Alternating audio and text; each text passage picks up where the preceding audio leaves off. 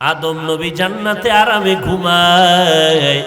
ঘুমের গভীরতার মধ্যে আমি রব্বুল আলামিন আদমের পেছনের হাড় নিয়ে হাওয়াকে বানাইয়া সুন্দরী রূপসী করে পোশাক পরাইয়া একটু দূরে আমি বসায়া রেখেছিলাম। আদম ঘুম থেকে উঠিয়া অচেনা সুন্দরী রূপসীকে দেখা আকর্ষণ বাড়তে লাগলো।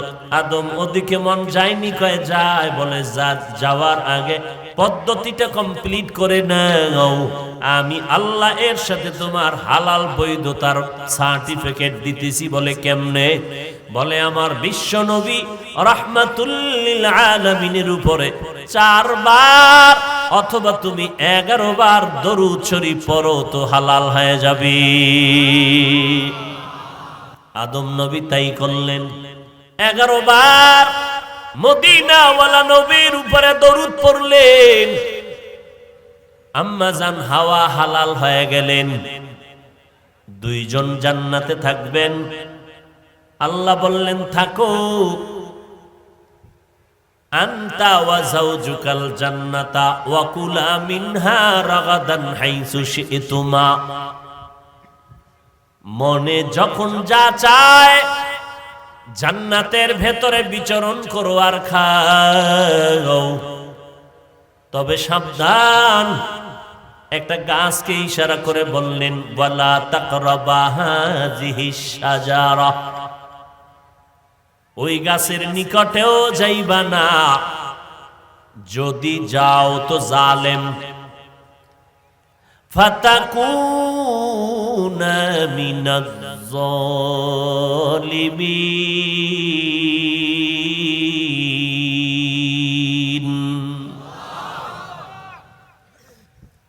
মুফাসসিরিনে কেরাম বলেন, আল্লাহ আদম হাওয়াকে বিচরণ করার স্বাধীনতা দিলেন, খানারও স্বাধীনতা দিলেন, কিন্তু নিষিদ্ধ গাছেরকে বলে কেন বললেন ওখানে যাবে না? গাছটা কি বিষ গাছ নাকি ফলটা কি বিষ? মুফাসসিরিনে কেরাম বলেন, না, গাছটাও কোনো খারাপ না, ফলও ভালো, ফল খারাপ না। নিষেধ কেন করেছেন?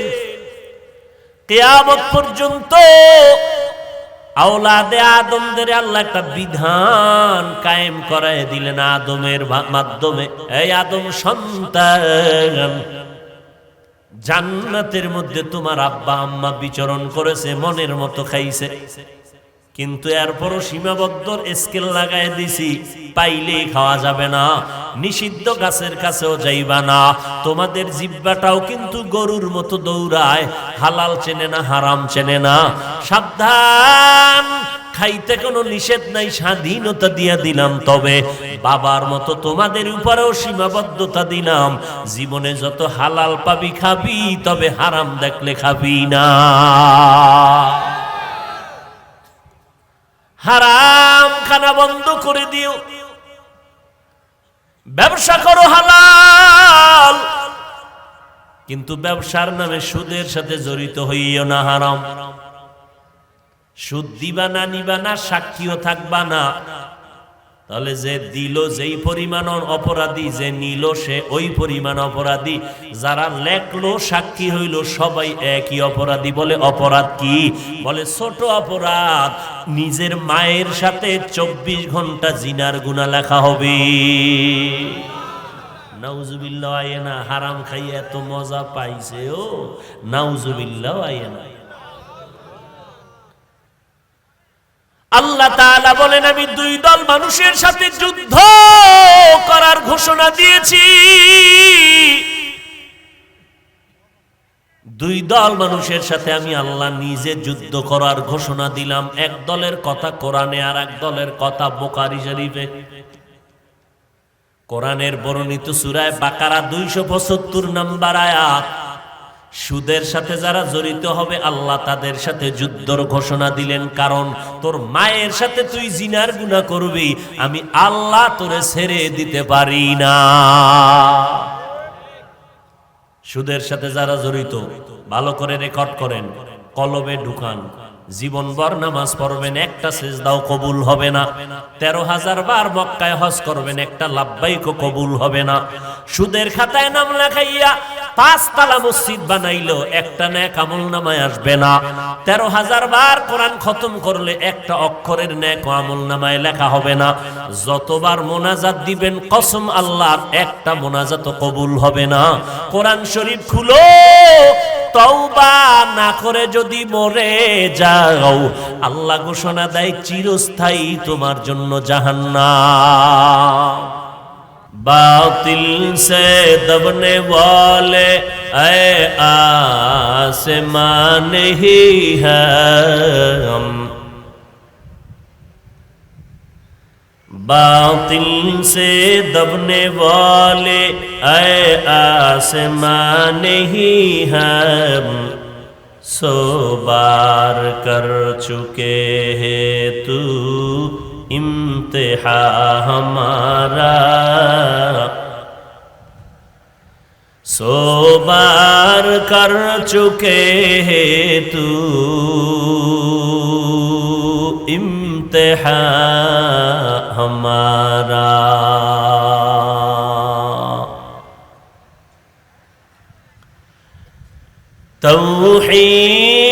तौहीद की अमानत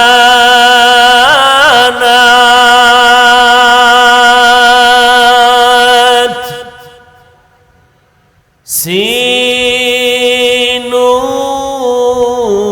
में है हमारे,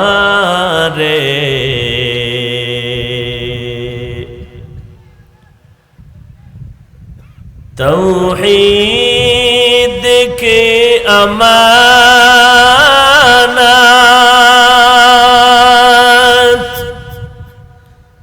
सीनों में है हमारे,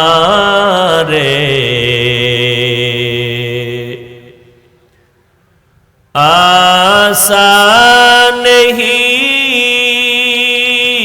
मिटाना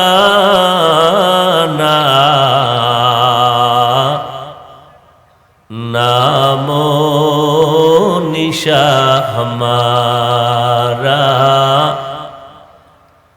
आसान ही मिटाना नामो निशा हमारा।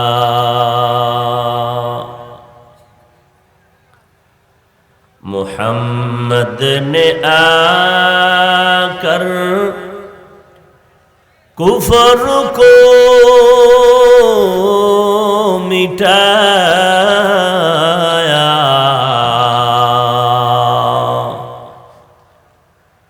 कुफर को मिटाकर सदाकत बताया, कुफर को मिटाकर सदाकत बताया।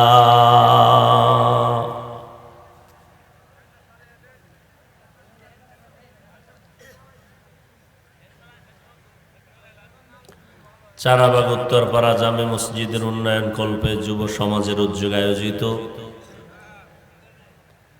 নবম বার্ষিক ওয়াজ ও দোয়া মাহফিল 26শে অক্টোবর 2022। মহতি এ মাহফিলে উপস্থিত মুহতারাম সম্মানিত সভাপতি আলহাজ হযরত মাওলানা আলী আকবর দামাত বারাকাতুহুম, প্রধান অতিথি জনাব মোহাম্মদ কুদরত আলী সাহেব, বিশেষ অতিথি শেখ মোহাম্মদ জজ কামাল চেয়ারম্যান সাহেব, অন্যান্য অতিথিবৃন্দ, হযরত উলামায়ে কেরাম। ফ্যান না দিলে গরম লাগতেছে তো।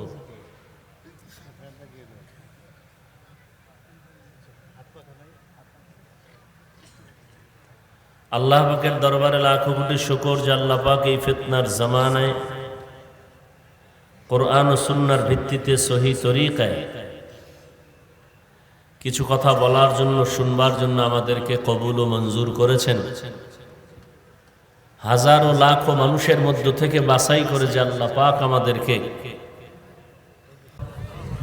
সবাই আরেকবার পড়েন সাল্লাল্লাহু আলাইহি ওয়া আলিহি ওয়াসাল্লাম। একবার পড়ার দ্বারা 3টা পুরস্কার পেয়ে গেলেন, 10টা গুনাহ মাফ হয়ে গেল, 10টা নেক আমল নামায় যোগ হলো, আল্লাহর দরবারে মর্যাদা 10 গুণ বেড়ে গেল। সর্বোপরি শুকর যাদের অক্লান্ত পরিশ্রমের মাধ্যমে আজ সুন্দর আয়োজন, সময়, পরামর্শ, অর্থ দিয়ে দোয়া করে উপস্থিত হয়ে মাইক, লাইট, প্যান্ডেলের ব্যবস্থাপনার মাধ্যমে সহযোগিতার হাত যারা বাড়িয়েছেন, এলাকার যুবক, বৃদ্ধ, ব্যবসায়ী, শ্রমিক, চাকুরিজীবী, বিভিন্ন শ্রেণী পেশার মানুষ, জনপ্রতিনিধি, প্রশাসন, উলামায়ে হযরত, আইম্মায়ে মাসাজিদ, প্রত্যেককে আল্লাহ রাব্বুল আলামিনের খেদমতের বরকতে দুনিয়াতে শান্তি, পরকালে চিরমুক্তির ব্যবস্থা করে দিন।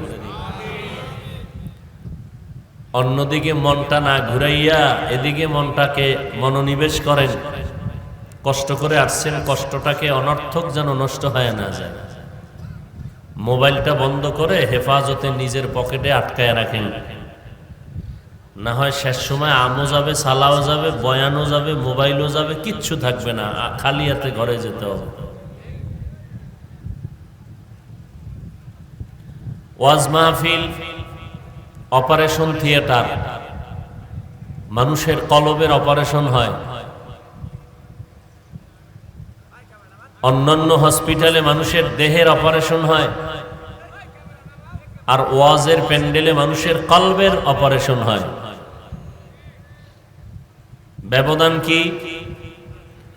ওখানে সময় দিতে হয়, সই দিতে হয়, টাকা, অস্ত্র পাচার হয়, রক্ত যায়, সেলাই লাগে, কান্নাকাটি আছে। এখানে 3টা, ওখানে সব আছে। এখানে সব থাকবে না, শুধু সময় ব্যয় করতে হবে, অর্থ ব্যয় করতে হবে, আর চোখের পানি থাকবে। কান্না শুরু হয়ে গেলে বুঝতে হবে কলবের অপারেশন জারি হয়ে গেছে। এই ময়দানগুলো হাকিমুল উম্মত, মুজাদ্দিদুল মিল্লাত শাহ আশরাফ আলী থানভী রহমতুল্লাহ আলাইহি বলেছেন, ওয়াজ মাহফিল, উলামায়ে কেরামের মজলিস এত দামি যে এখানে বসলে কিছু না পাইলেও 2টো উপকার হয়। কমপক্ষে কয়টা? প্রথম উপকার, অজানা জিনিস, ধর্মীয় বিষয়ে জানা যায়। দ্বিতীয় হলো আমলের ব্যাটারি চার্জ হয়। এখানে বসার পরে, বয়ান শোনার পরে মনে হয় আর জীবনে গুনাহ করব না, এই অবস্থা অন্তরে তৈরি হয়ে যায়।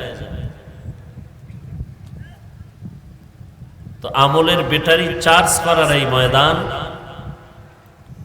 উলামায়ে আহলে হকদের মজলিস। আমি আজ সংক্ষিপ্ত আপনাদের সামনে কিছু আলোচনার নিয়তে, আপনাদের দোয়া পাওয়ার আশায় কোরআনে হাকিমের সূরা তাহা থেকে এক টুকরো আয়াতে কারিমা তিলাওয়াত করেছি।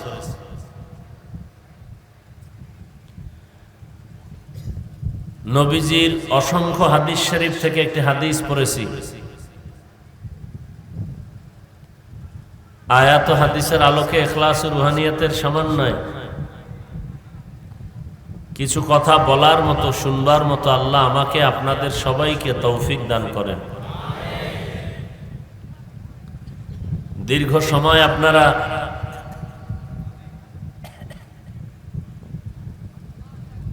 উলামায়ে কেরামদের বয়ান শুনেছেন।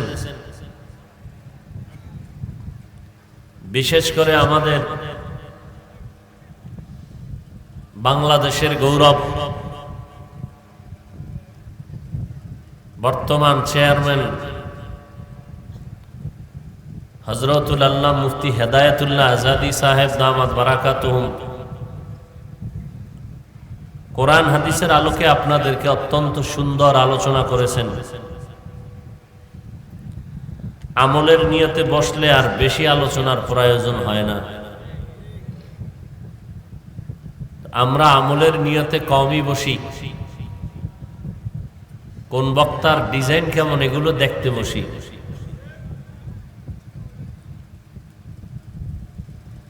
যাই হোক, আল্লাহ আমাদের নিয়তকে পরিশুদ্ধ করে বসার তৌফিক দান করেন।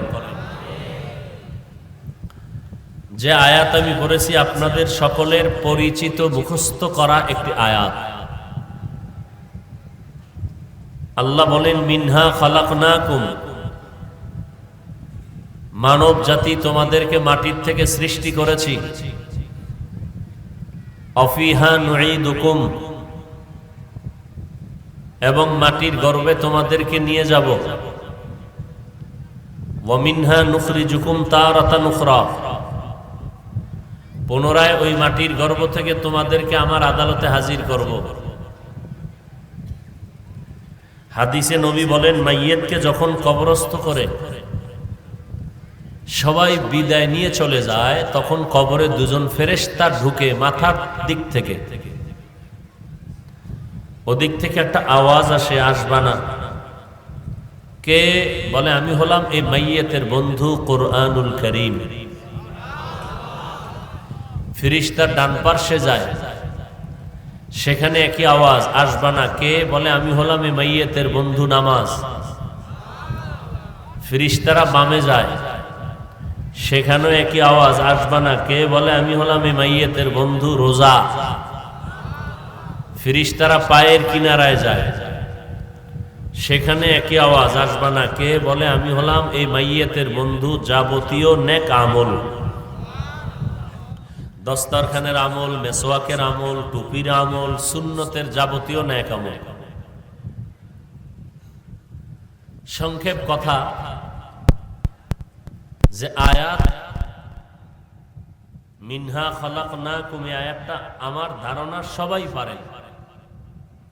কোরআন শরীফ পড়তে না জানলেও শুনতে শুনতে মুখস্থ হয়ে গেছে। এই আয়াতটা কখন পড়ে আপনাদের জানা আছে? কখন? মানুষের শেষ বিদায়ের আওয়াজ। এখানে তিনটা বিষয়। প্রথম বিষয়, মিনহা খালাকনাকুম, সৃষ্টির রহস্য নিয়ে আলোচনা। দ্বিতীয় বিষয়, অফিহা নুঈদুকুম, কবর জগৎ নিয়ে আলোচনা। তৃতীয় বিষয়, অফিহা নুঈদুকুম অমিনহা নুখরিজুকুম তারাতান উখরা, কিয়ামতের বিষয়ে আলোচনা। আমি শুধু প্রথম অংশের আলোচনা কিঞ্চিত করব, তাও সময়ে আপনারা ধৈর্য ধারণ করে থাকতে পারবেন কিনা আল্লাহু আলাম। উঠা বসা করলেই সাথে সাথে হাত দুইটা উঠায়া দোয়া করে বিদায়। কারণ কিছু মানুষের ব্যারাম, আর বাঙালি তো নিজেদেরকে অনেক দামি মনে করে, অন্যদেরকে যথেষ্ট পরিমাণ তুচ্ছ মনে করে। যেই লোকটা নামাজ নাই, রোজা নাই, পর্দা নাই, সুন্নত নাই, সেই লোকটা বলে আমরা হুজুরদের থেকে অনেক ভালো। এই ফ্যানটা ঈদে পিছনে চাপ দাও, ঘুরবে ঘুরবে, চাপ দাও, বুঝে না, চিন্তা করে।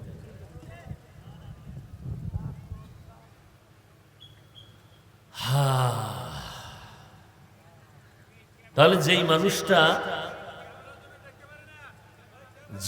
এই কথা বলবেন না,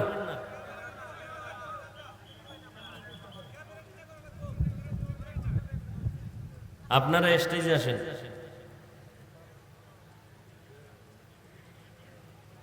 আওয়াজ একটা দিলেন, আমার কথা দিলেন বন্ধ হইলেন।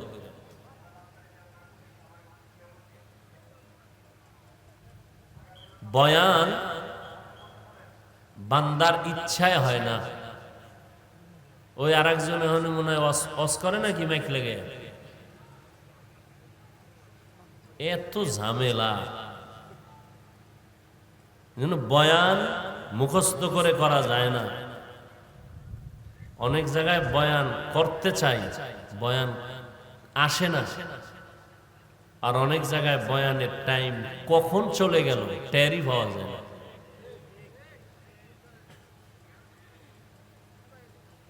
সব আল্লাহর তরফ থেকে। তবে এখানে একটা জিনিস হলো, শ্রোতাদের মনের আকর্ষণ যেই পরিমাণ, ওই পরিমাণ আল্লাহ কথা বের করবেন। একটা বিষয়।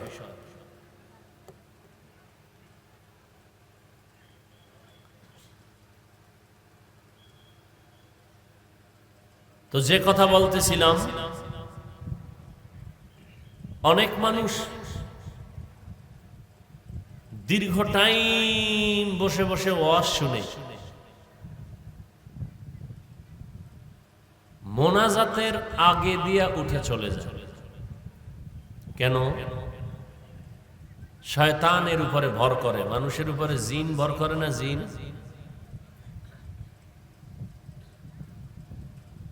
ঠিক কিছু মানুষের উপরে শয়তান ভর করে যে বয়ান আরো শুনো, খবরদার মোনাজাত দিবা না, কারণ কবুল হইলে তোমার গুনাহ মাফ, আমার চাকরি শেষ। এই জন্য কিছু কপাল পোড়া দেখবেন, হতভাগা, দীর্ঘ 2-2.5 ঘন্টা বয়ান শুনবে, মোনাজাতের আগে চলে যাবে। মোনাজাত কপালে নাই, কারণ মোনাজাতটা বড় দামি। একজনের আমিন কবুল তো সবার গুনাহ মাফ। এই সুযোগ যে হারায়, ও সৃষ্টির নিকৃষ্ট হতভাগা। কয়েল জলে মনে হয়, কয়েল নিভাই দাও। জ্বালা কারে কয় কয়েল?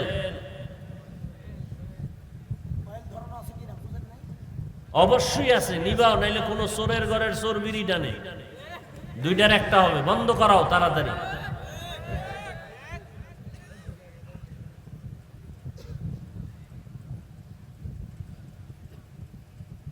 নবীজির সামনে সাহাবায়ে কেরাম বসা, চোখের চাহনি, অঙ্গ প্রত্যঙ্গ নাড়াচাড়া করার আদব বড় কঠিন জিনিস। উঁচু কণ্ঠে কথা বলা হারাম। আমরা ওস্তাদের সামনে বসে কেউ চিৎকার দেই, যদি কেউ দেয় বলবে তার আদব আছে। ঠিক ওয়াজের প্যান্ডেল, চিল্লা চিল্লির কোনো কাম নেই। আমি দেখি না, আপনারা দেখেন কিনা জানি, আমার দেখা মতে চিল্লাই তো এরকম কিছু আছে আমার জানা নেই। আমরা কি এখন কারোর সাথে ফিটাফিটি বাজাবো? কিলাকিলি আছে, রাস্তায় স্লোগান দিব? চিল্লান কেন? ভদ্র বাবার সন্তানের মতো চুপচাপ বসে কথা পেটে ঢুকাবেন। ভুল হলে দাঁড়াইয়া প্রশ্ন করবেন। যদি কথা শুনে দেখেন এই অন্যায়টা আমার মধ্যে আছে, আল্লাহর কাছে মনে মনে ইস্তেগফার করবেন। এটা এমন একটা প্যান্ডেল, দেখেন না, কে ধনী কে গরিব, কে শিক্ষিত কে মূর্খ, সব একাকার হয়ে পড়ছে। ভিআইপি নন ভিআইপি কোন পার্ট আছে? নেই। বসার বিছানাটাও দুর্বল, বসার বিছানাও দুর্বল। এতগুলো মানুষ যদি দুনিয়ার কোন এমপি, দুনিয়ার কেউ সমাবেশ করত, আসা যাওয়ার ভাড়া দাও, বসার ভালো জায়গা দাও, নাস্তার উপরে নাস্তা, নাইলে চেয়ারের ভারী, এরপরে পুলিশ, আর্মি, বিডিআর, কত নিরাপত্তা, এরপরে কুত্তাও লাগবে, কারণ মানুষের উপরে বিশ্বাস নাই। কোন সময় বডিগার্ড বডির উপরে মাইরা দেয়, কিন্তু কুকুর বেঈমানি করবে না। এই জন্য নিরাপত্তার জন্য টাকা দিয়ে কুকুর কিনে আনছে, নিরাপত্তা দেয় কুকুর। দেখেন না, কোনদিন কুকুর মালিকের কামড় দিছে? দেয় নাই। কিন্তু মালিকেরটা খাইয়া, কুকুর কিন্তু মালিকেরটা খায়ও না, গালি খায় আর লাথি খায়, কিন্তু এরপরও মালিকের জন্য জীবন দেয়। নেমখারাম মানুষ মালিকেরটা খাইয়া মালিকের গলায় ছুরি। অথচ এখানে কোনো আইন শৃঙ্খলা বাহিনীর কেউ আছে নিরাপত্তার জন্য? একটু চিন্তা করেন তো, হেদায়েতের জন্য তার আমেরিকা যাওয়া লাগবে না। একটু চিন্তা করলেই হবে যে এতগুলো মানুষ চুপচাপ বসা, কেউরে রশি দিয়া বাইন্ধে রাখা যায় না। আর এখানে কোনো পিপিলিকার আওয়াজ নাই, কে ধনী কে গরিব, কে টাকাওয়ালা কে মূর্খ কে শিক্ষিত, কোনো ভেদাভেদ নাই, কে আলেম কে আওয়াম, সব একাকার হয়ে বসছে। একটা বিছানার চিন্তা নাই, কেউ জুতা পিছনে দিয়ে বসছে, কেউ কোন রকম ময়লার উপরে বসে আছে, কেউ বসার জায়গা পায় না দাঁড়ায় আছে। অন্তরে কারো কোনো কষ্টও নাই, আর কি লাগে হেদায়েতের জন্য? আর কি লাগে বলেন তো? এতটুকু চিন্তা করলেই তো মানুষ আল্লাহর তালাশ পায়। কপাল পুরলে কি করবে? এত সুন্দর প্যান্ডেল, রাসূল বলেন বসার সাথে সাথে আল্লাহ ফেরেশতাকে বলছেন ওদের গুনাহ মাফ। এবং এই প্যান্ডেল যতক্ষণ থাকবে চারপাশে ফেরেশতারা বেষ্টনী দিয়ে আছে, আল্লাহ পাক অল টাইম এখানে রহমত অবতীর্ণ করবেন।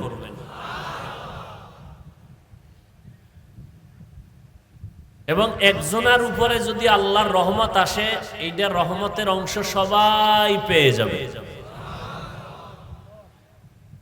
যেমন এখানে বাস গুনে গুনে দেখা যাবে লাইট জ্বলে, বাতি, এখানে 100-200 বাতি জ্বলে, কথার কথা। কিন্তু কাউকে যদি বলি আমার ডান পার্শ্বের বাতি আর বাম পার্শ্বের বাতির দুইটার আলো পার্থক্য করে দেখাও তো, এই বাতির আলো কতটুকু আর এই বাতির আলো কতটুকু আসলো, পারবেন? বাতি গণনা করা যাবে, কিন্তু আলোর কানেকশন আর ফাঁকা নাই, একটার ভেতর আর একটা ঢুকে গেছে।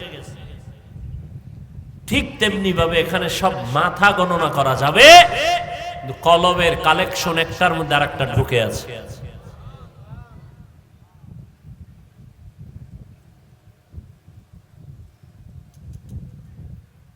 আল্লাহ আমাদের সব ভাইকে কবুল করেন। হায় হায় হায় হায় হায়।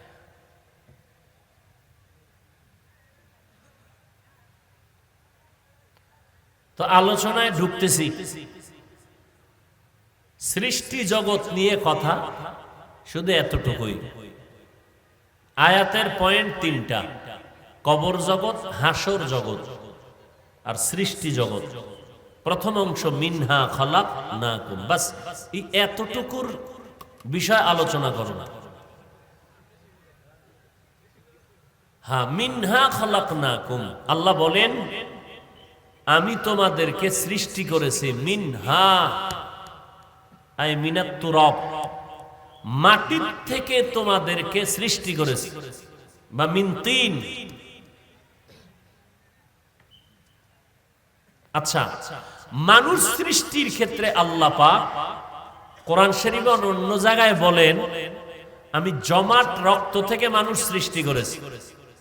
ইকরা বিসমি রাব্বিকাল্লাযী খালাক, খালাকাল ইনসানা মিন আলাক, ইকরা ওয়া রাব্বুকাল আকরাম আল্লাযী আল্লামা বিল কলাম আল্লামাল ইনসানা মা লাম ইয়ালাম।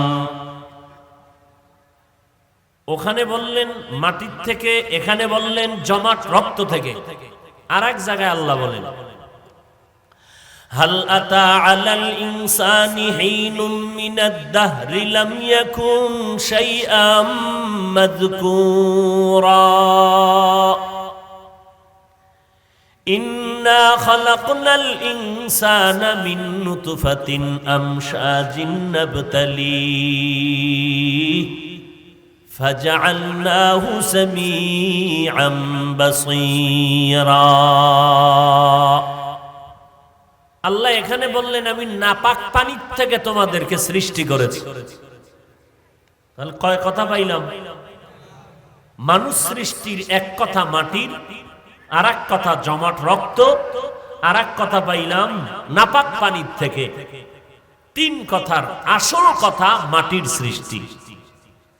মাটির সৃষ্টি যদি আসল কথা হয়, তাহলে জমাট রক্তের কথার ব্যাখ্যা কি?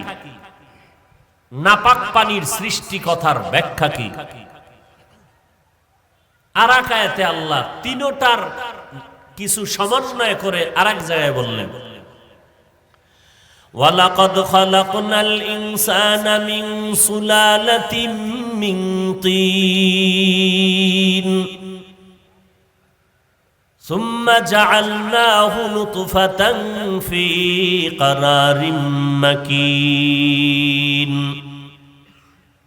সুম্মা খালাকনান নুতফাতা আলাকাহ فخلقنا العلقة مضغة فخلقنا المضغة عظاما فكسونا العظام لحما ثم أنشأناه خلقا آخر فتبارك الله أحسن الخالقين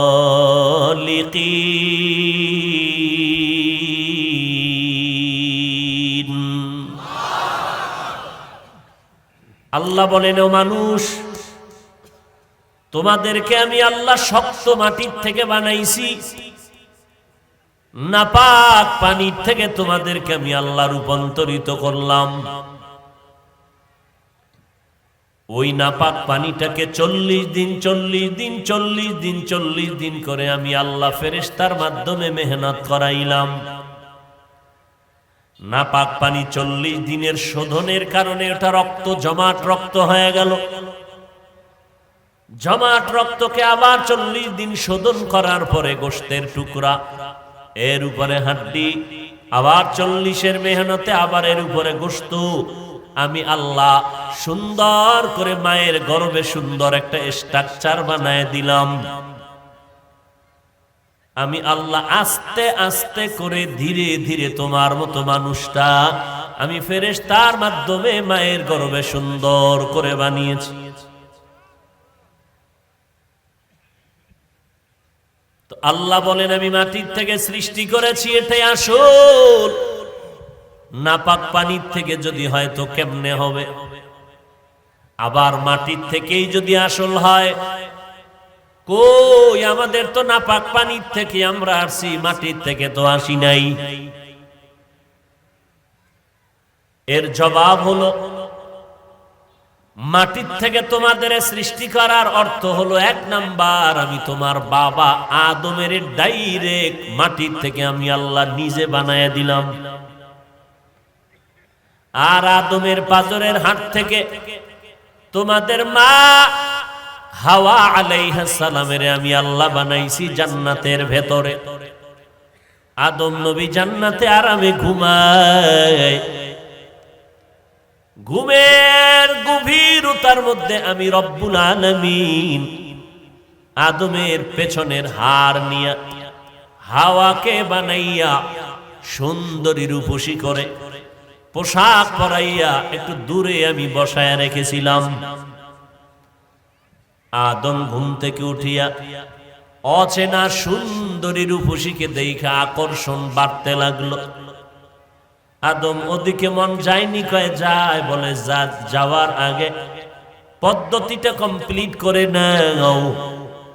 আমি আল্লাহ এর সাথে তোমার হালাল বৈধতার সার্টিফিকেট দিতেছি। বলে কেমনে? বলে আমার বিশ্ব নবী রাহমাতুল লিল আলামিনের উপরে 4 বার অথবা তুমি 11 বার দরুদ শরীফ পড়ো তো হালাল হয়ে যাবে। আদম নবী তাই করলেন। 11 বার মদিনাওয়ালা নবীর উপরে দরুদ পড়লেন। আম্মা জান হাওয়া হালাল হয়ে গেলেন। 2 জন জান্নাতে থাকবেন। আল্লাহ বললেন, থাকো, আনতা ওয়া যাওজুকাল জান্নাতা ওয়া কুলা মিনহা রাগাদান হাইসু শি'তুমা।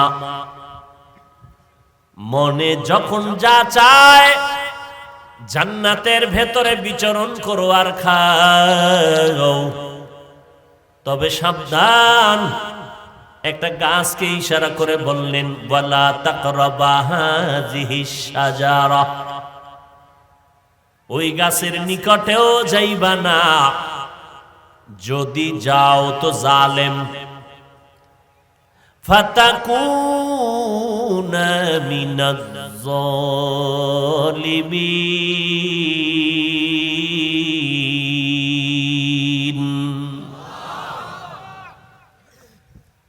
মুফাসসিরিনে কেরাম বলেন, আল্লাহ আদম হাওয়াকে বিচরণ করার স্বাধীনতা দিলেন, খানারও স্বাধীনতা দিলেন, কিন্তু নিষিদ্ধ গাছেরকে বলে কেন বললেন ওখানে যাবে না?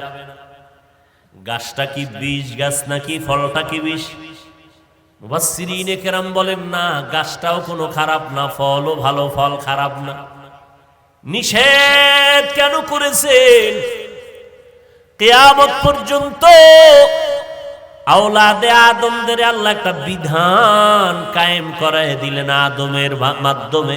এই আদম সন্তান, জান্নাতের মধ্যে তোমার আব্বা আম্মা বিচরণ করেছে, মনের মতো খাইছে, কিন্তু এরপরও সীমাবদ্ধ স্কেল লাগায় দিছি, পাইলেই খাওয়া যাবে না, নিষিদ্ধ গাছের কাছেও যাইবা না। তোমাদের জিহ্বাটাও কিন্তু গরুর মতো দৌড়ায়, হালাল চেনে না, হারাম চেনে না। সাবধান, খাইতে কোনো নিষেধ নাই, স্বাধীনতা দিয়া দিলাম, তবে বাবার মতো তোমাদের উপরেও সীমাবদ্ধতা দিলাম। জীবনে যত হালাল পাবি খাবি, তবে হারাম দেখলে খাবি না। হারাম খানা বন্ধ করে দিও, ব্যবসা করো হালাল, কিন্তু ব্যবসার নামে সুদের সাথে জড়িত হইও না, হারাম। সুদ দিবা না, নিবা না, সাক্ষীও থাকবা না, তাহলে যে দিল যেই পরিমাণ অপরাধী, যে নিল সে ওই পরিমাণ অপরাধী, যারা লেখলো সাক্ষী হইল সবাই একই অপরাধী। বলে অপরাধ কি? বলে ছোট অপরাধ, নিজের মায়ের সাথে 24 ঘন্টা জিনার গুনাহ লেখা হবে। নাউজুবিল্লাহ, আয়েনা হারাম খাইয়ে এত মজা পাইছে, ও নাউজুবিল্লাহ, আয়েনা। আল্লাহ তাআলা বলেন, আমি দুই দল মানুষের সাথে যুদ্ধ করার ঘোষণা দিয়েছি। দুই দল মানুষের সাথে আমি আল্লাহ নিজে যুদ্ধ করার ঘোষণা দিলাম। এক দলের কথা কোরআনে, আর এক দলের কথা বুখারী শরীফে। কোরআনের বর্ণিত সূরা বাকারা 275 নম্বর আয়াত। সুদের সাথে যারা জড়িত হবে আল্লাহ তাদের সাথে যুদ্ধর ঘোষণা দিলেন, কারণ তোর মায়ের সাথে তুই জিনার গুনাহ করবি, আমি আল্লাহ তোরে ছেড়ে দিতে পারি না। সুদের সাথে যারা জড়িত ভালো করে রেকর্ড করেন, কলবে ঢুকান, জীবনভর নামাজ পড়বেন, একটা সিজদাও কবুল হবে না। 13,000 বার মক্কায় হজ করবেন, একটা লাব্বাইকও কবুল হবে না। সুদের খাতায় নাম লেখাইয়া 5 তালা মসজিদ বানাইলো, একটা নেক আমল নামায় আসবে না। 13,000 বার কোরআন খতম করলে একটা অক্ষরের নেক আমল নামায় লেখা হবে না। যতবার মোনাজাত দিবেন কসম আল্লাহর, একটা মোনাজাতও কবুল হবে না। কোরআন শরীফ খুলো, তওবা না করে যদি মরে যাও, আল্লাহ ঘোষণা দেয় চিরস্থায়ী তোমার জন্য জাহান্নাম। বলার দায়িত্ব আমার, মানবেন কিনা সে দায়িত্ব আপনার। এবার বলবেন, হুজুর আপনাদের মতো কি সম্ভব? বাদ দেন আমগো হুজুরের গোষ্ঠী বাদ। এবার আপনার সাইনবোর্ডে দাঁড়ান। আপনি চাকরি করেন, আপনি ব্যবসা করেন, আপনি লেখাপড়া করেন। এবার আপনার বিবেক নামের আদালতকে জিজ্ঞাসা করি, আপনার মতো র্যাব, আর্মি, পুলিশ, বিডিআর এর চাকরি করে, এমপি, মন্ত্রী, chairman, member, OC, DC, SP, 5 বেলার নামাজ পড়ে, হালাল খায়, ব্যবসা করে, 1 টাকাও হারাম খায় না, যদিও সংখ্যায় কম, তবে হালাল রাস্তায় চলনেওয়ালা আপনাদের লাইনের মানুষ আছে না নাই? বাস অশেষ। আল্লাহ ওই লোকটারে আপনার সামনে দাঁড় করাইয়া হাসরের দিন বলবে, এই বেঈমান, তোর লাইনে থাইকা এই লোকটা যদি হালাল খাইতে পারে তুই পারলি না কেন? বাস ওখানেই সাইজ হয়ে যাবে। ইয়া আইয়ুহাল্লাযীনা আমানুত্তাকুল্লাহ ওয়া যারু মা বাকিয়া মিনার রিবা ইন কুনতুম মুমিনিন।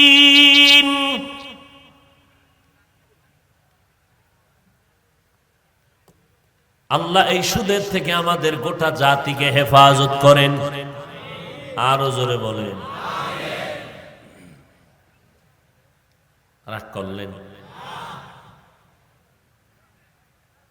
হ্যাঁ, আল্লাহ তাআলা বলেন, আমি মানুষ মাটির থেকে সৃষ্টি করলাম, তোমাদের আব্বা এবং তোমাদের মা, এই দুইজন আল্লাহ নিষেধ করলেন ওই গাছের কিনারায় যাবা না, গেলেন শয়তানের ধোকায়। এরপরে দুজনকে ইতিহাস আপনারা জানেন, দুনিয়ায় পাঠায় দিলেন। দুইজনে দুই জায়গায় ছিলেন, এক সময় দুজন এক জায়গায় হলেন। আরাফার ময়দানে দুজনের বহু বছর পরে মোলাকাত হয়ে গেল। দুইজন এবার সংসার করা শুরু করলেন।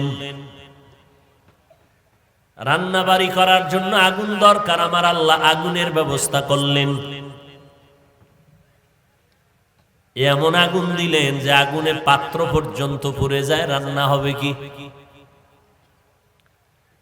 দুইজন আদম ও হাওয়া আলাইহিমাস সালাম, দুইজনার সংমিশ্রণে বছরে বছরে দুইটা সন্তান হতো। প্রত্যেক বছর দুই সন্তান, একটা ছেলে একটা মেয়ে।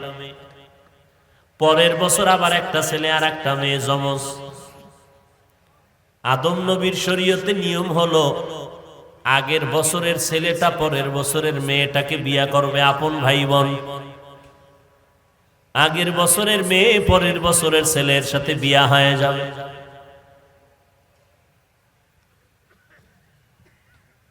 আল্লাহ বুঝাইলেন, মা বাবা যেই পদার্থের হবে সন্তানও সেই পদার্থেরই হবে।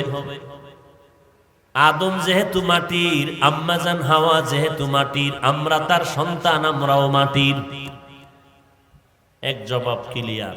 নাম্বার 2, যেই নাপাক পানিটা আমাদের শরীরের মধ্যে তৈরি হয়, মায়ের বাচ্চাদানির মধ্যে যায়, ওই নাপাক পানিটাও তৈরি হয় খানার মাধ্যমে, খানা। আর খানাটাও তৈরি হয় জমিনের মাটির মাধ্যমে। 2 নাম্বার 3, নাপাক পানি যখন মায়ের বাচ্চাদানিতে নেওয়া হয়, আল্লাহ তাআলা ফেরেশতা পাঠাইয়া কয়, ও ফেরেশতা, ওই নাপাক পানির সাথে একটু মাটি মিশ্রণ করে দাও। কোথায় পাবো মাটি? বলে, এই বান্দা বান্দি দুনিয়াতে যাওয়ার পরে যেখানে তার মরণ হবে, ওই কবর থেকে একটু মাটি এনে নাপাক পানির সাথে লাগায়া দাও। এটাই হবে বান্দা মাটির সৃষ্টি। কবে দুনিয়াতে আসবে আর মরবে আর কবর হবে কেউ জানি আমরা? আল্লাহ কয়, আমি জানি। আমি ফেরেশতাকে বললাম, এই বান্দা এতদিন বাঁচবে, অমুক জায়গায় কবর হবে, ওখান থেকে মাটি নিয়ে আস। কথা হইল, যারা আগুনে পুড়ে গেল, পানিতে শেষ, লাশও নাই, এগো মাটি হইল কই? মুফাসসিরিনে কেরাম বলেন, মানুষের সব অঙ্গ প্রত্যঙ্গ আগুনে যদি পুড়ে দাও, পানির মধ্যেও যদি নিশ্চিহ্ন হয়ে যায়, তবে একটা অংশ আছে আমাদের পিঠে, যে একটা মেরুদণ্ড আছে, সোজা হাড়, এই হাড়ের নিচে একটা মার্বেলের মতো গোড়া আছে, গোড়া। এটা কিয়ামতের আগ পর্যন্ত কখনো পানিতেও নষ্ট হবে না, আগুনেও পুড়বে না। ওই অংশটা কোনো না কোনো একদিন মাটির সাথে গিয়া লাগবে, আর ওইটাই হবে তার কবর। আল্লাহ জানেন, ফেরেশতাকে বলে দেয়, এখান থেকে মাটি নাও। এতক্ষণ শুধু যুক্তি টুক্তি দিয়া প্রমাণ কি করতে চাইলেন ওলামায়ে কেরাম? যে গোটা জগতের মানুষ মাটির সৃষ্টি। এত যুক্তি দিয়া মাটির সৃষ্টি প্রমাণ করতে চাইলেন কেন? মাটির সৃষ্টির মতো শ্রেষ্ঠ আল্লাহর মাখলুকতের মধ্যে আর কেউ নেই। নূরের সৃষ্টিরাও শ্রেষ্ঠ না, আগুনের সৃষ্টি শ্রেষ্ঠ না, একমাত্র মাটির সৃষ্টি মানব জাতি শ্রেষ্ঠ। এই সিদ্ধান্ত কার? স্থায়ী সিদ্ধান্ত, নাড়াচাড়া করার কোনো কায়দা। নূরের সৃষ্টি শ্রেষ্ঠ, আগুনের সৃষ্টি শ্রেষ্ঠ, একমাত্র মাটির সৃষ্টি মানব জাতি শ্রেষ্ঠ। কেমন শ্রেষ্ঠ? এদের কোনো তুলনা। ওয়ালাকাদ কাররামনা বানি আদম ওয়া হামালনাহুম ফিল বাররি ওয়াল বাহরি ওয়া রাযাকনাহুম মিনাত তাইয়্যিবাত ওয়া ফাদ্দালনাহুম আলা কাসীরিম মিম্মান খালাকনা তাফদীলা। বনি আদম বড় দামি, এদের মতো শ্রেষ্ঠ কেউ নাই। নূরের সৃষ্টিরও এত দাম নাই, মাটির মানুষের এত দাম। আল্লাহ বলেন আমি তোমাদের জন্য পবিত্র হালাল রিজিকের ব্যবস্থা করে দিলাম আমি আল্লাহ নিজে। গরুতে ঘাস খায়, ফ্যান খায়, খেরকুটা খায়, শুকরে পায়খানা খায়, কুকুরে ময়লা খায়, আর আমি আল্লাহ তোমার জন্য গোটা জমিনের মধ্যে পিওর খানার আয়োজন করে দিলাম হালাল। তরমুজ খাবি, মজা কইরা খাবি না, খাবার দিয়া দিছি যেন তোর খাইতে কোনো কষ্ট না হয়, ময়লা যেন না লাগে। কিন্তু তুই কত বড় নিমক হারাম, ওই তরমুজের ভিতরে তুই মেডিসিন ঢুকাইছো। কত বড় তুই নিমক হারাম, তোরে জুতা দিয়ে ১.৫ বছর ফিটাইলেও তো ঝাল মিটে না। তুই কত বড় বেঈমান। আল্লাহ তাআলা বলেন তোরে আমি কত ভালোবাসি, আমি তোমার জন্য হালাল খানার আয়োজন করে দিলাম। পিওর মশলা লাগবে, মশলা, পেঁয়াজ, রসুন, আদা, তেজপাতা, এরপরে দারচিনি, এলাচি তোর আব্বাই বানায় দি। আল্লাহ খায় আমি জমিনে গাছ লাগাইয়া ব্যবস্থা করে দিছি। ওয়া আদাসিহা ওয়া বাসলিহা। তুই ভাত খাবি, চাল দরকার, আমি আল্লাহ পাক চালটারে কাবার করে দিলাম ধান। এটারে বান্দা তুই প্রিপেয়ারিং করিয়া, শোধন করিয়া করিয়া তুই চাল বের করো। আমি আল্লাহ তাআলা ওই চালের মধ্যে এত ভিটামিন দান করলাম, তুই এত বড় নিমক হারাম, ওই চালের মধ্যে আবার মেশিন লাগাইছো, মোটাটারে চিকন বানাইছো, মেডিসিন মাইরা ভিটামিনের গোষ্ঠী শুদ্ধ উদ্ধার করে দিছ রে নিমক হারাম। করেনি কি মিনিগেট, আরো কত কচু, পুলিশে আরে ভিডারে ভিডা, এই নাম পাইছো কই, এই ২ নাম্বারই শিখছো কই? স্যার আমার দোষ কি? যারা এটি বানায় মেশিন আগে ধরেন, খবর নাই, সারাদিন মোরাকাবা করে মোবাইল নিয়ে, কি দেখে আল্লাহ জানে। এডি আর দেখে না, ২ নাম্বারই ব্যবসা করে। দেখছেন নি কারবার? ফার্মের মুরগি দিলে খায় না কেন? দেশি দাও, খাইতে গেলে দেশি, আর সব ব্যবহার করে বিদেশি। পোশাক কেন দেশিটা হবে না, গেঞ্জি বিদেশি, মুজা বিদেশি, ঘড়ি বিদেশি, মোবাইল বিদেশি, আরো সব বিদেশি, খাইতে গেলে দেশি। এর নাম বাঙালি। ডাক্তার কইছে মিষ্টি খাওয়া হারাম, খাইলেই মরবি। খায় না, খায় না, খায় না, খায় না, এর মধ্যে গেছে সবে বরাতে জেলাপি খাইতে মসজিদে। আরে খোদা, হেন গিয়ে লাগাইছে ১ মাইল ফিট। সমস্যা, পোটলা ২টা লাগবে।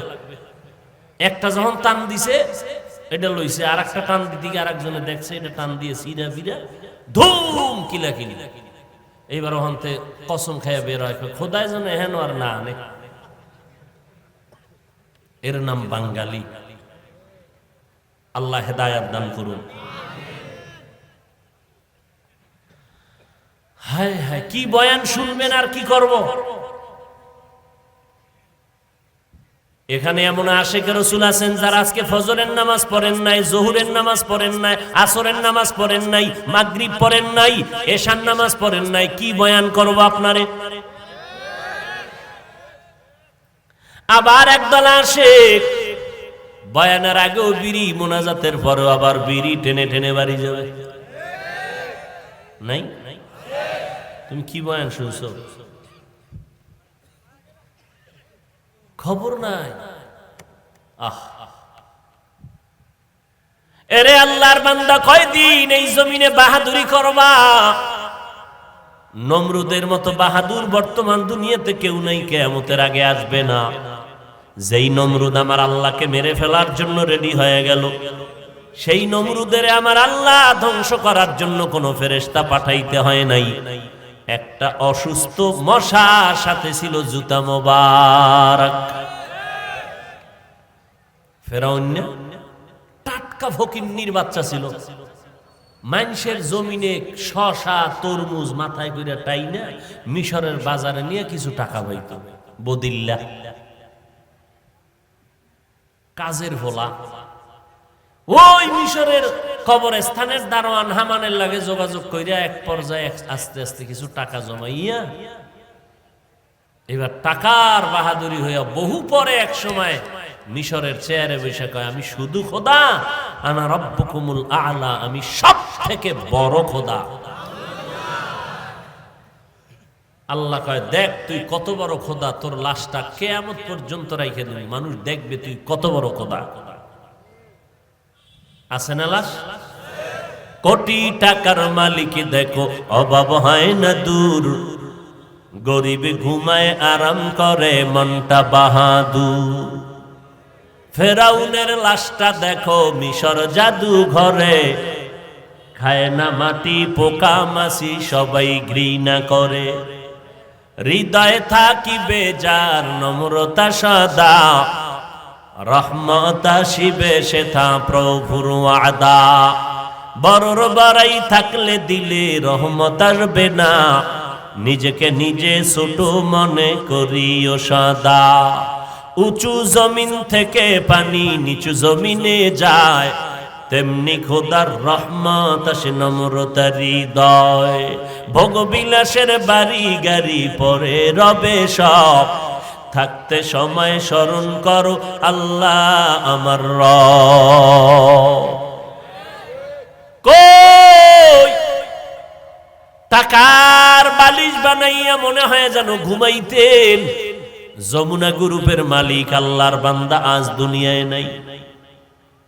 করোনা আক্রান্ত হয়ে গেল, ডাক্তারেরা কত হাজার কোটি টাকা চাও নিয়ে যাও, কলম দিয়া স্টাম্প দিয়া দেই আমারে বাঁচাও। দুনিয়ার সব ডাক্তারেরা টাকার মোকাবেলায় ওই যমুনার মালিকের আর বাঁচাইয়া রাখতে পারলো না। আল্লাহর বান্দা আজ কবরে খালি হাতে চলে গেল, তার জীবনের সব কামাই দুনিয়ার মাটিতে পড়ে রইল। মিনহা খালাকনাকুম, এরে মাটির মানুষ, আমি তোমাকে অনেক সম্মানিত করে দিলাম। মাটি উপরে মারলে নিচে যায়, থাকেও পায়ের নিচে, কিন্তু মনে মনে ভাবিস না তোর সম্মান বুঝি মাটি পায়ের নিচে না। আমি আল্লাহ তোর সম্মান এত বাড়াইয়া দিলাম, দুনিয়ার সব জিন ফেরেশতা পর্যন্ত তোর গোলামির জন্য পাগল হয়ে আছে। এখানে আমাদের ফেরেশতারা আমাদের ওয়েলকাম দিছে, স্বাগতম জানাইছে। ফেরেশতারা আমাদের গোলামি করে, জিনেরা আমাদের গোলামি করে, সব মাখলুকাত তোমার আমার গোলাম। আল্লাহ তাআলা বলে তোমাদের এত সম্মান আমি বাড়ায় দিলাম। একটা গরুর এত শক্তি, গাভীর এত শক্তি, কিন্তু বান্দা সকল সামনে দাঁড়ায় দুর্বল হয়ে যায়। গরুটার শক্তি দিয়া যদি মেজাজ গরম করত, কোনো বনি আদম এক ফোঁটা দুধ নিয়ে ঘরে নিয়ে খেতে পারত না। এরে আল্লাহর বান্দা, আমার আল্লাহ কেমন দয়াময় মালিক। আল্লাহ বলেন সব মাখলুক তোমার গোলাম বানায় দিলাম। আসমানটাও তোমার গোলাম, সূর্য তোমার গোলাম, জমিন তোমার গোলাম, বাতাস তোমার গোলাম। কেমন গোলাম দেখছো নি? সূর্যের তাপ তোমরা ব্যবহার করো, নিতেছো, গ্রহণ করো, কোনো বিল নেই। আমি আল্লাহ পানি দিলাম ফ্রি, কোনো বিল নিলাম না। আমি আল্লাহ বাতাসটাও ফ্রি করে দিলাম, কোনো বিল চাইলাম না রে গোলাম। মাটির সৃষ্টির মানুষগুলো তোর সম্মান দিলাম সবার উপরে বাড়াইয়া, আর এই সম্মানটা যদি ধরে রাখতে পারো, আমি আল্লাহ ওয়াদা করলাম তোরে দুনিয়া তো বাদশার চেয়ারে রাখবো, পরকালেও তোরে বাদশার চেয়ার দিয়া বিনা হিসাবে জান্নাত দিব। আর এই বাদশাহী যদি চাও, তোমার এই ঐতিহ্যকে ধরে রাখো, আর ঐতিহ্যকে যদি ধরে রাখতে চাও, তাহলে মাটির গর্বের মানুষ, মাটির দিয়ে তাকাই একটু নজর করো। মাটির মধ্যে একটা গুণ আছে, সেই গুণটা তোমার মধ্যে জমা করে নাও। বলে মাটির মধ্যে কি গুণ আছে? নজর করিয়া দেখো। একটা জমিনেরে 13 বার জাল দলিল দিয়া বিক্রি করিয়া দালালেরা কত টাকা খাইল? আসেনি? আল্লাহ কয় দেখ এই জমিনটা কারোর সাথে বেয়াদবি করে নাই, এই জমিনের মধ্যে কত মানুষ মদের বোতল নিয়ে লাফায়, এই জমিন মাটির মধ্যে বৈশা কত মানুষ জিনা করে, মাটি তো কারোর সাথে খারাপ আচরণ করে না, যত জুলুম অন্যায় অত্যাচার গুলো ধৈর্যের সাথে মেনে নিতেছে। মাটি যদি মেজাজ গরম করে দুনিয়াটা ধ্বংস করতে একটা সেকেন্ড লাগবে না। শরীয়তপুরের মানুষগুলো মাটি আর বাড়ি সহ পানির মধ্যে চলে গেল। এরে আল্লাহর গোলাম, এখানে যদি আল্লাহ অর্ডার করে মাটি তুই 50 ফিট নিচে ধসে যা, মাটি ধসে যাবে, বাড়িঘর শুদ্ধ মানুষ আর ধরো বলতেও কোনো সময় পাবে না। আল্লাহ তাআলা বলেন মাটির মধ্যে তাকায় দেখ, এই মাটির মধ্যে একটা গুণ আছে, এই মাটি যত জুলুম করা হয় কারো সাথে খারাপ আচরণ করে না, বরং নিজের ধৈর্যের পাহাড় হইয়া সব মেনে নেয়। ও মাটির মানুষ, তোমার মধ্যে এই গুণটা অর্জন করো। তুমি গরম মেজাজ দেখাইও না, মাটির মতো নরম হইয়া জমিনে চলো, মাটির মতো নরম হয়ে চলো, গরম গরম ভাব দেখাইও না। বলে নরম চলার মাধ্যম কি? বলে বান্দা একা একা পারবা না, কারণ তোমার মধ্যে রক্তের গরম আছে, টাকার গরম আছে, ক্ষমতার গরম আছে, এলেমের গরম আছে, আমলের গরম আছে। সব গরমটাকে দমন যদি করতে চাও তাহলে আল্লাহর পেয়ারা বান্দাদের বন্ধু হইয়া তারপরে চলো। দুনিয়ার জমিনে নিজের অহংকার ভাবটাকে বন্ধ যদি করতে চাও তাহলে একজন খাঁটি আল্লাহওয়ালা, যাদের বয়ান শুনলে দিল নরম হয়, যাদের সংস্পর্শে গেলে বেআমলওয়ালারা আমলওয়ালা হয়, এই রকম আল্লাহওয়ালাদের সংস্পর্শে যাও। এই রকম আল্লাহওয়ালার নেক নজরে যদি থাকো, দেখবা একদিন কলবের উপরে নজর লাগতে লাগতে কলবটা দুর্বল হয়ে যাবে, নরম হয়ে যাবে। এরে নবীর উম্মত, রাগ তো আপনাদের অন্তরেও যেমন আছে আমাদের অন্তরেও তো রাগ আছে। রাগ নাই? আপনারাও যেমন সূর্যের আলো বাতাস নেন, আমরাও তো নেই। আমরা আপনারা যেই জমিনে বসবাস করেন আমরাও তো করি, আপনারা যেই নদীর পানি আর যেই গাছের ফল খান আমরাও তো একই ফল আর পানি পান করি, আপনারা যেই ফল ফসল দিয়া চলেন আমরাও তো এগুলোই খাই। আপনার আকৃতি 2 হাত 2 পা, আমারও তো একই সিস্টেমের। আপনার মেজাজটা যদি গরম হয় আপনি আমারে 13টা গালি দিতে পারেন, আমিও তো আপনাকে গালি দিতে পারি, কিন্তু না, এই টুপি মাথায় দেওয়ার পর আমরা টুপি মাথায় দিয়া দাড়িটা লম্বা করে 5 বেলার নামাজ পড়ি, হালাল খাই, মদিনাওয়ালার তরিকা মানিয়া চলার কারণে। যারা নবীর তরিকায় চলে না আমরা তো তাদের খারাপ জানি না। এমন কি এই জমিনে বিধর্মীদের বিরুদ্ধে কোনো বয়ান করি না, হিন্দুদের বিরুদ্ধে বলি না, খ্রিস্টানের বিরুদ্ধে বলি না, ইহুদির বিরুদ্ধে বয়ান করি না। এমন কি আমার মুসলমান ভাইরা যারা নামাজ পড়ে না, রোজা রাখে না, আমরা তাদের বিরুদ্ধে কোনো বয়ান করি না। যত কথা বলি দিলটা নরম কইরা, মনে হয় যেন আপনার টাকার কেনা আমি গোলাম, নত হইয়া হইয়া পায়ে ধরে ধরে ধরে ধরে বয়ান করি। ভাইজান নামাজটা পড়েন, টুপিটা মাথায় দেন, মা বাবার খেদমত করেন, এরপরেও আবার এত নরম হইয়া বয়ান করার পরে আবার একদল মুসলমান আমাদের কথা মানবে তো দূরের কথা, উল্টা আমাদের গালি দেয়। টুপির মধ্যে ঝামেলা, নামাজ পড়িয়া লাভ নাই, মাদ্রাসায় জঙ্গি ট্রেনিং হয়, এইভাবে বাজে বাজে কথা বলার পরেও আমরা মেজাজটা গরম করি না, ধৈর্য ধারণ করি। কারণটা কি? এটা মায়ের গর্ভ থেকে আসিয়াই কিন্তু এই গুণটা অর্জন করতে পারি নাই। আমার মদিনার নবীর আদর্শ আর নবীর সুন্নত আর কোরআন তেলাওয়াতের পরে আমাদের আল্লাহওয়ালা উস্তাদ যারা মুরব্বী, এদের সোহবতে গিয়া বয়ান শুনতে শুনতে শুনতে শুনতে মোটামুটি একটা কন্ট্রোলের মধ্যে নিয়ে আসছি অন্তরটারে। রাগ আসলেও সেটাকে দমন করার চেষ্টা করি, নাইলে শক্তি কি আমগো গায়ে কম নেই? কথা কন না কেন? আপনাদের খানায় ভেজাল আছে, আমগো খানায় ভেজাল আছে। আপনি খাইলেন দুধ, কলা, আম দিয়া ভাত, খাইয়া টানলেন বিড়ি, ঠিক না? তাহলে আপনার খানায় ভেজাল, আমগো খানায় ভেজাল আছে। আমরা পরিপাটি 5 বেলার নামাজ পড়ি, ওযু ইস্তেনজা করি, পরিষ্কার পরিচ্ছন্ন থাকি, ময়লা থেকে দূরে থাকি, খাই পিওর খানা। তাহলে এইগুলো এক খানার শক্তি। দ্বিতীয় আমগো ইমানের শক্তি, দ্বিতীয় আমলের শক্তি।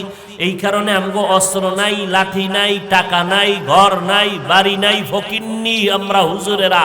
এরপরও অস্ত্রওয়ালা, টাকাওয়ালা, ক্ষমতাওয়ালারা হুজুর গো ভয় পায় কেন? পায়নি? কথা বলেন না কেন? সারা দুনিয়ার ইহুদিরা ভয় পায়, সারা দুনিয়ার খ্রিস্টানেরা কোরআনওয়ালাদের ভয় পায় কেন? সারা দুনিয়ার যত অস্ত্রওয়ালারা আছে, হুজুরদের হাতে কোনো অস্ত্র নাই, হুজুরদের কাছে কোনো টাকা নাই, হুজুরদের হাতে জমিনের কোনো ক্ষমতা নাই। এরপরও সমস্ত দুনিয়ার টাকাওয়ালা ক্ষমতাওয়ালারা অস্ত্রওয়ালারা কোরআনওয়ালাকে কেন ভয় পায়? ওরা জানে এই হুজুরের দল, মদিনার নবীর মোহাব্বত যাদের অন্তরে আছে, কোরআনের আকর্ষণ যাদের অন্তরে আছে, এরা মরতে রাজি কিন্তু মাথা নত করতে রাজি না।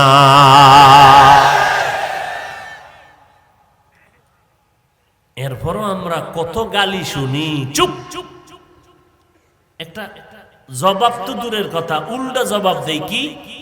ইমাম সাহেবের কতই না বাজে কথা বলে কত মানুষ, এরপর মোনাজাতে দোয়া করে আল্লাহ এলাকায় শান্তি দান করেন, ব্যবসায় বরকত দান করেন, কবরওয়ালাদের আযাব মাফ করে দেন, অসুস্থ রোগীদের সুস্থ বানায় দেন। কয়নি ইমাম সাহেব? কোনদিন বরদোয়া করে না। কারণ মিনহা খালাকনাকুম, এরে মাটির মানুষ, মাটির মতো নরম হইয়া চলো। কয়দিনের গরম ভাব দিয়ে চলবা? গরম ভাব দেখাইয়া নমরুদ টিকতে পারে নাই, সাদ্দার টিকতে পারে নাই, কারুন টিকতে পারে নাই, আবু জাহাল টিকতে পারে নাই। এক এক করে সব বিদায় হয়ে গেছি।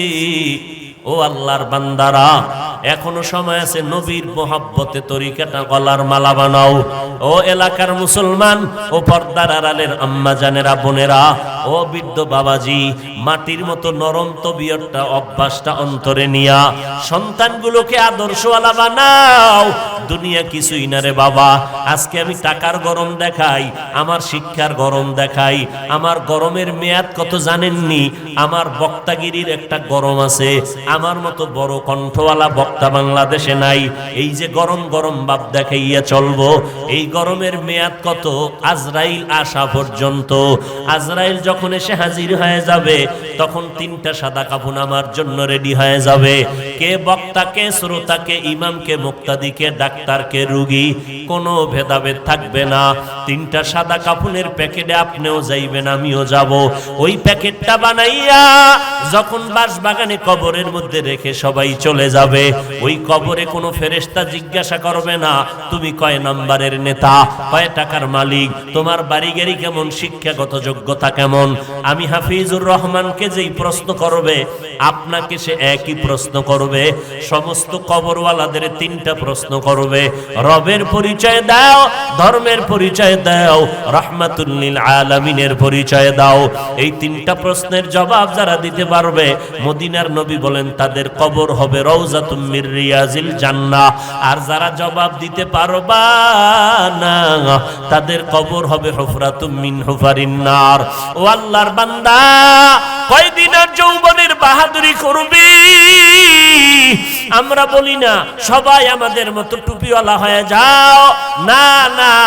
স্কুলে যারা পড়ো পড়ো, যারা চাকরি করো করো, যারা লেখাপড়া করো করো রে বাবা, ব্যবসা করো করো। তোমার মতো স্কুল পড়ুয়া ছাত্র 5 বেলার নামাজি আছে না নাই? তাহলে তুমি কেন পারবা না? তোমার আমার মতো কত বান্দা জীবনে মাদ্রাসায় পড়ে নাই, আলিফ বা তাও জানে না। এই রকম বান্দা র্যাব, আর্মি, পুলিশ, বিডিআরের চাকরি করে, 1 বেলার নামাজও বাদ দেয় না। নিজের বিবেকটাকে জিজ্ঞাসা করো রে বাবা, তুমি কেন 5 বেলার নামাজ পড়তে পারো না? তোমার আমার মতো কত আল্লাহর বান্দা এই জমিনের মধ্যে রাস্তায় গাড়ি চালায়, নামাজ ছাড়ে না, নদীর মধ্যে মাছ ধরে, নামাজ বাদ দেয় না, কৃষি কাজ করে, গামছা বিছাইয়া নামাজ পড়ে, তারপরও নামাজ ছাড়ে না। ও আল্লাহর বান্দা, আল্লাহ আকল দিছে, বিবেক দিছে, চিন্তা করো তুমি কেন পারবা না? ও পর্দার আড়ালের আম্মা জানেরা, আপনারা নবীদের মা, আলেমের মা, সাহাবায়ে কেরামের মা, হাফেজে কোরআনের মা, আপনারা দামি দামি সন্তানের মা, আপনাদের মর্যাদা আমার আল্লাহ বাড়িয়ে দিয়েছেন। ও পর্দার আড়ালের মা বোনেরা, আপনাদের কি মনটা চায় না একজন আলেম হাফেজের মা হইয়া কবরে যাবেন? ও মা, দুনিয়াটা কিছুই না। আজকে আপনার টাকা পয়সা, বাড়ি গাড়ি অভাব নাই, এমন একটা দিন আসবে সাদা কাফনের প্যাকেট বানাইয়া যখন কবরে নিবে, আপনার সন্তানগুলো মা মা বলে চিল্লায় কাঁদবে, আপনি কোনো জবাব দিতে পারবেন না।